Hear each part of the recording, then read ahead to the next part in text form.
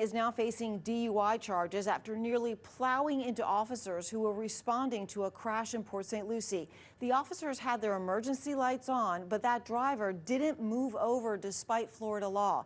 Tonight, officials released the video of those terrifying moments. Our Jamilka Gibson joins us from the Port St. Lucie Police Department with the very latest. Jamilka? Year after year, we hear about these preventable tragedies that could be avoided by doing something as simple as moving over. Just a few days ago, officers here found themselves in that scary situation when a car almost crashed into them, but swerved just in time. Whoa. A heart-stopping moment caught on camera. The Port St. Lucie Police Department releasing this video of the moments officers find themselves just inches away from a disaster.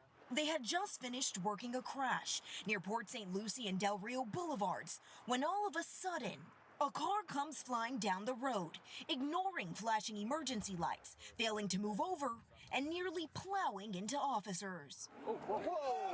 I'll get that. Let me get that.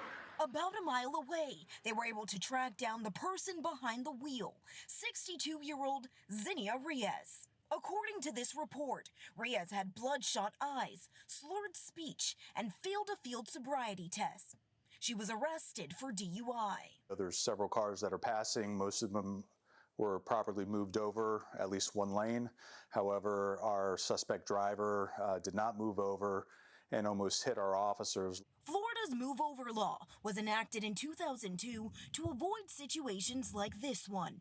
It requires drivers to move over one lane for emergency vehicles, tow trucks, and even disabled cars.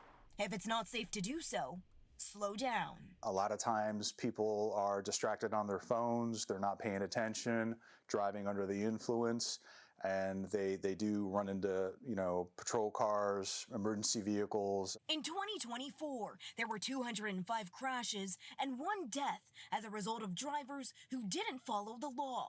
And since the start of this year, more than 12,000 citations have been issued to drivers who failed to move over.